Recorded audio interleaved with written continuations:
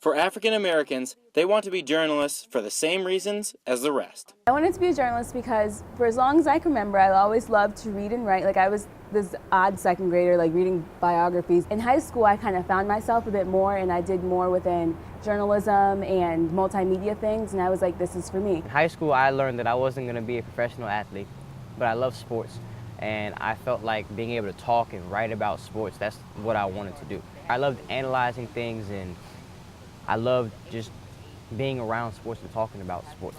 There are many reasons why African Americans aren't involved with journalism. I think a lot of it is that we don't necessarily have the connections, and I think that's because like where we start out, usually the communities are very different, so we don't necessarily have the same resources.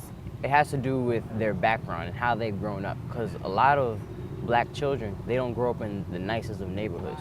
They don't have those teachers or those people around them encouraging them to do things like journalism, you know what I'm saying? I think that's what holds a lot of people back, because it's like we don't see people who look like ourselves. So it's like, how do we do something when we are already like on third base? Or not on third base, we're already at like first base and everyone else is at third base. So it's like we have to try that much harder to get to third base. With African American journalists being scarce in today's society, what does the future have to hold?